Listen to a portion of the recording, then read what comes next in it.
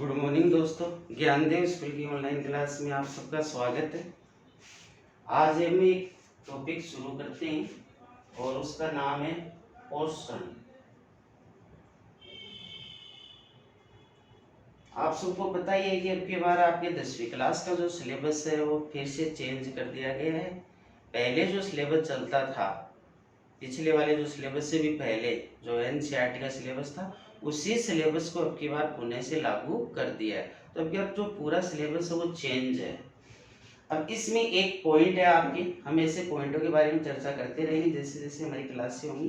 तो इसमें एक आपके टॉपिक दे रखा है पोषण के बारे में, ठीक है ना। पोषण, तो पोषण होता क्या है?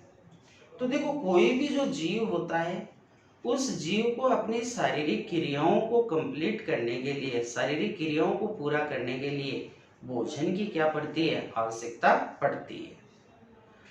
क्योंकि कोई भी जो जीव होता है वो कार्य करता है, उसकी कोशिकाएं काम करती है, वो पूरा जो काम है वर्क उसके द्वारा किया जाता है। तो जो वो काम करता है, तो काम करने के लिए उसे क्या चाहिए होती है? ऊर्जा चाहिए होती है।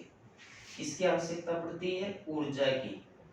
कोई भी काम करते हैं हम भी, कोई भी हमारे द्वारा भी कोई काम किया जा रहा है, तो कोई भी कार्य करने के लिए हमें किसकी आवश्यकता पड़ती है? ऊर्जा की। अब ये जो ऊर्जा है वो हमें प्राप्त कैसे होती है? तो ये ऊर्जा जीवों को उसके पोषण से प्राप्त होती है। किससे प्राप्त होती है? पोषण से। तो वो पोषण लेगा, और पोषण लेगा तो पोषण से उसे क्या प्राप्त होगी? ऊर्जा। पोषण में वो भोजन ग्रहण करेगा, भोजन ग्रहण करेगा तो उसे क्या प्राप्त हो जाएगी? ऊर्जा। तो आपसे पूछ ले कि जीवों के द्वारा पोषण क्यों किया जाता है, पोषण करने का कारण क्या है? तो पोषण करने का एक सीधा सा कारण क्या है कि उसे अपनी क्रियाओं को करने के लिए क्या चाहिए? ऊर्जा। और वो ऊर्जा उसे किससे प्राप्त होगी? पोषण से प्राप्त होगी। वो पोषण में क्या करेगा? भोजन ग्रहण करने का कार्य करेगा। ठीक है। अब पोषण के आधार पर जीव जो है उनको दो भागों में बांट दिया गया है। पोषण के आधार पर जीवों को कितने भागों में बांटा गया है? दो भागों में। जीवों के प्रकार।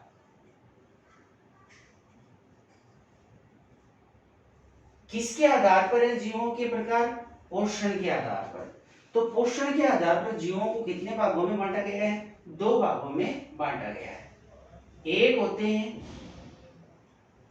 वो होते हैं स्वकोशी। एक जो होते हैं वो कौन से होते हैं? स्वकोशी।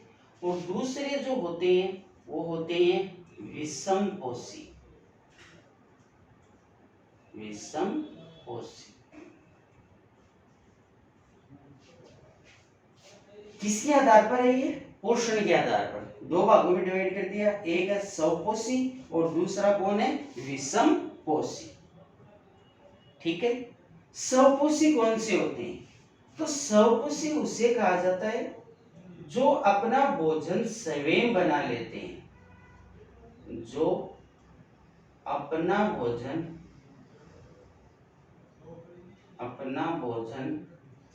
स्वयं बना लेते हैं।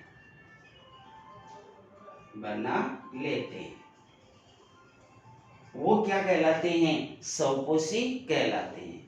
कि जो अपना भोजन खुद ही बना लेंगे वो क्या कहलाएंगे? स्वपोषी। दूसरे होते हैं विषमपोषी। तो विषमपोषी वो होते हैं जो अपना भोजन स्वयं नहीं बनाते। जो अपना भोजन स्वयं नहीं बनाते हैं तथा भोजन के लिए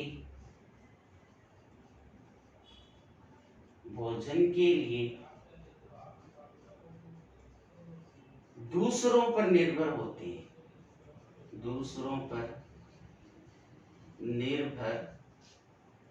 हैं।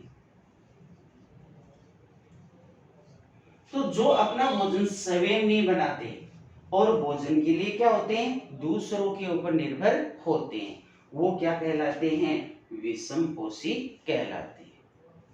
स्वपोषी जो अपना भोजन स्वयं बना लेते हैं, विषमपोषी जो अपना भोजन स्वयं नहीं बनाते, भोजन के लिए दूसरों पर निर्भर होते हैं।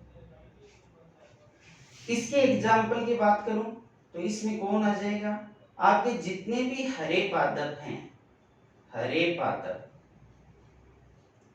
तो जितने भी जो हरे पादप होते हैं वो अपना भोजन क्या कर लेते हैं, स्वयं बना लेते हैं। ठीक है, तो जो हरे पादप हैं वो अपना भोजन स्वयं बना लेते हैं, तो वो तो क्या हो गए, स्वपोषी। और इसके अंदर बात करें तो इसका हम एक एग्जांपल ले लेते हैं, बाकी सभी यूं कह दें कि हरे पादप को छोड़ दो, दुनिया के अंदर जितने भी जीव हैं उन जीवों में हरे जो पादप हैं जो अपना भोजन खुद बना रहे हैं उनको छोड़ दो। इसके अलावा जो बाकी बच गए वो सब के सब कौन से हैं, विषमपोषी। तो हरे पादपों को छोड़कर बाकी सभी जीव, बाकी सभी जीव,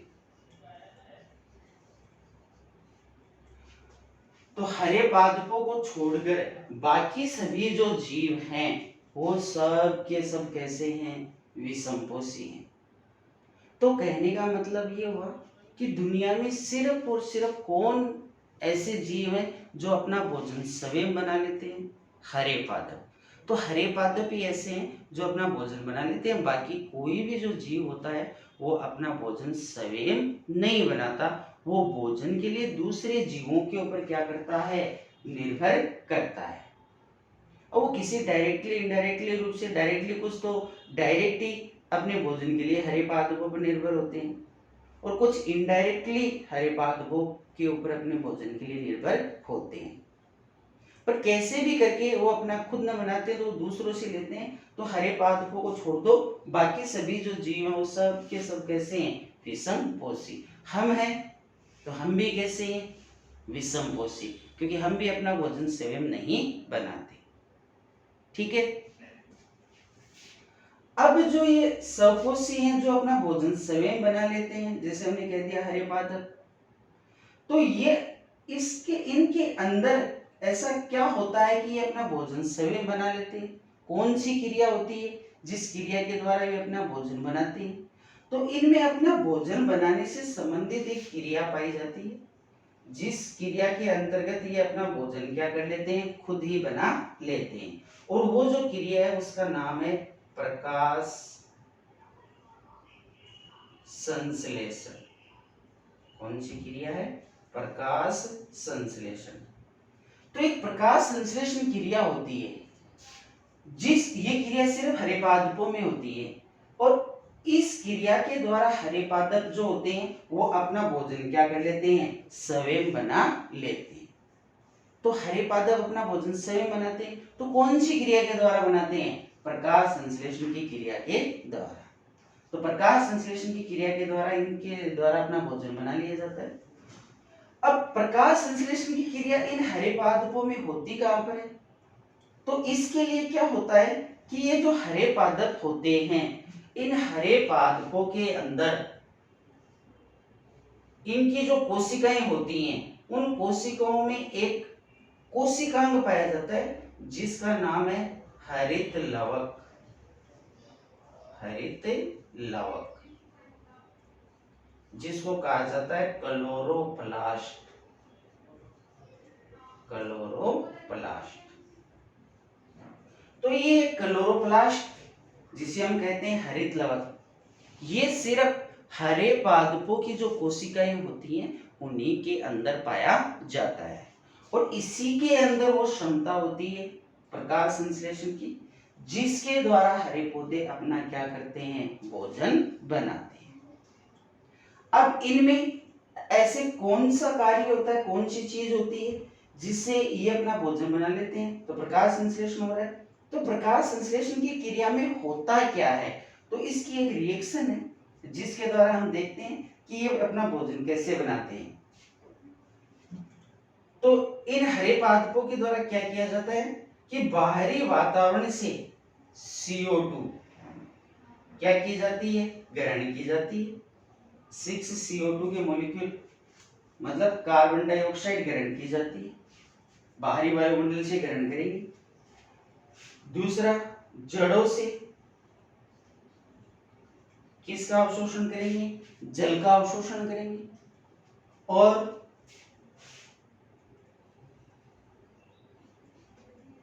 किसकी उपस्थिति में? तो उपस्थिति हो जाएगी सूर्य का प्रकाश। किसका प्रकाश? सूर्य का प्रकाश। तो सूर्य के प्रकाश की उपस्थिति में कहां पर? तो वो कौन हो जाएगा? हरित लवक।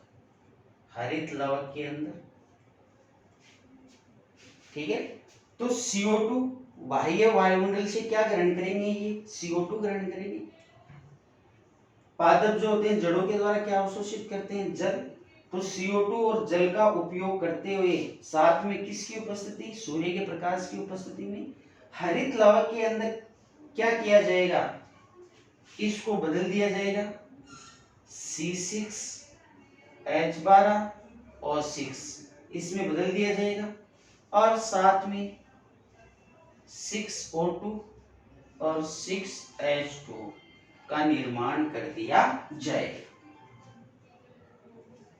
ये क्या है? Carbon dioxide. Carbon dioxide. ठीक है। ये क्या है? जल है। और ये जो बना है इसे कहते हैं ग्लूकोज।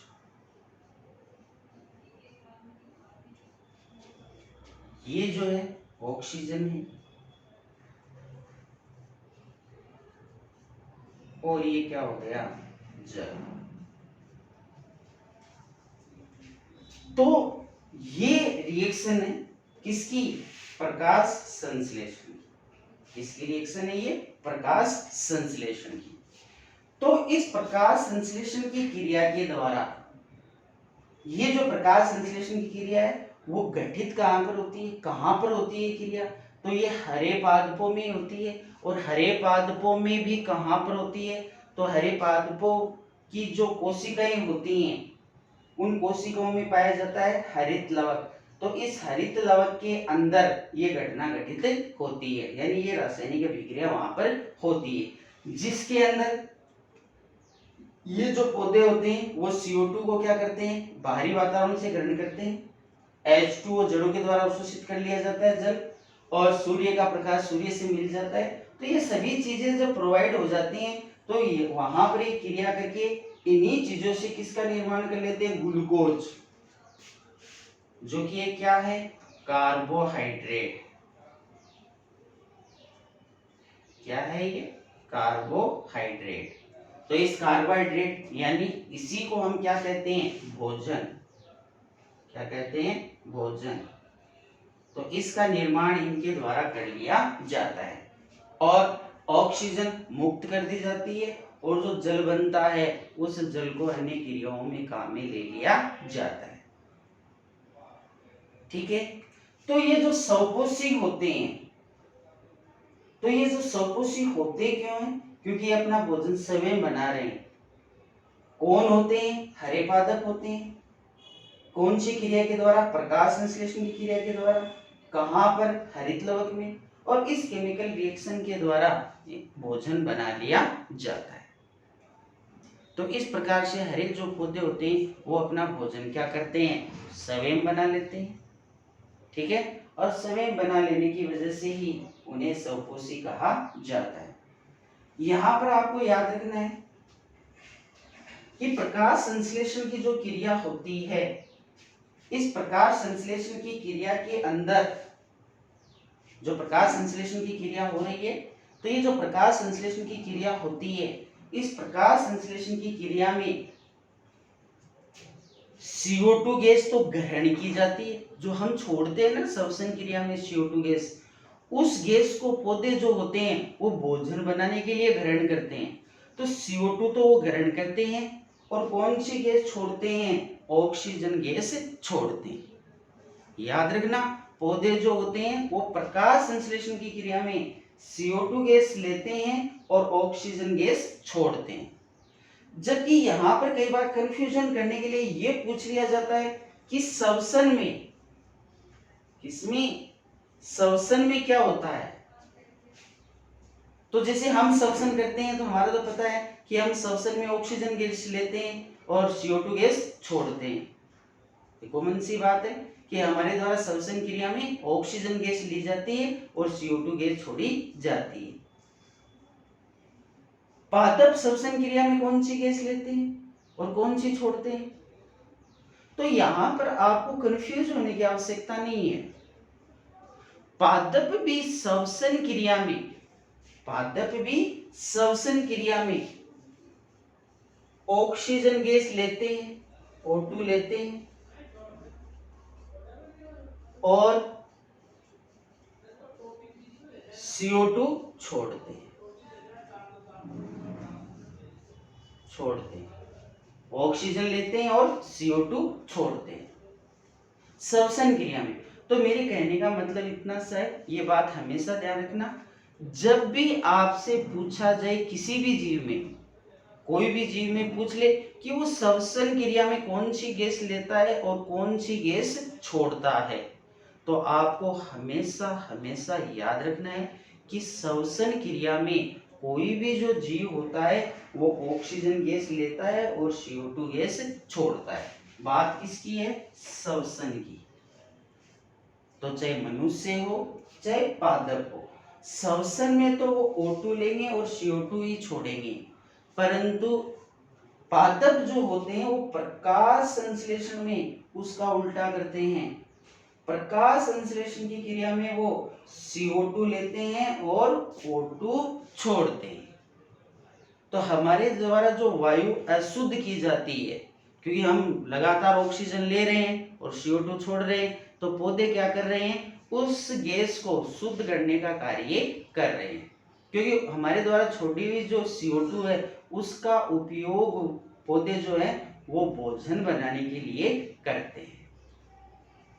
तो इसीलिए हम पादपों को क्या कह देते हैं कि पादप जो होते हैं एक प्रकार से कैसे होते हैं? स्वपोषी होते हैं।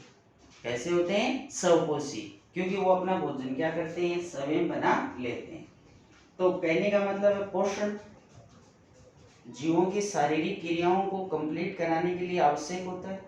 तो पोषण में पौधे या कोई भी जो जीव होता है वो क्या करता है कि अपनी शारीरिक क्रियाओं को, जितनी भी क्रियाएं होती हैं उन क्रियाओं के लिए ऊर्जा चाहिए, तो उस ऊर्जा की पूर्ति करने के लिए वो बाहर से पदार्थों को क्या करता है? ग्रहण करता है। ठीक है, तो वो तो क्या हो जाएगा? पोषण। और पोषण के आधार पर जीवों को कितने भागों में बांट देंगे? 2 भागों में। एक हो जाएगा स्वपोषी, दूसरा हो जाएगा विषमपोषी। ठीक है, स्वपोषी जो अपना भोजन स्वयं बनाएंगे, विषमपोषी जो अपना भोजन स्वयं नहीं बनाएंगे, भोजन के लिए दूसरों पर निर्भर होंगे, जैसे कि हम हैं। या फिर स्वपोषी को छोड़ दो, बाकी जितने भी जीव जंतु पृथ्वी के ऊपर पाए जाते हैं वो सब के सब कैसे होते हैं? विषमपोषी होते हैं। सिर्फ प्रकृति में एक हरे पादप ऐसे हैं जो कि कैसे होते हैं? स्वपोषित नेचर के होते हैं। ठीक है, तो इस प्रकार से ये आपका एक छोटा सा जो टॉपिक था वो मैंने आपको करवा दिया, पोषण। तो इसको जरा ध्यान से देख लीजिएगा। बाकी इसके बारे में और बहुत सारी चीजें वो हम बाद में डिस्कस करेंगे।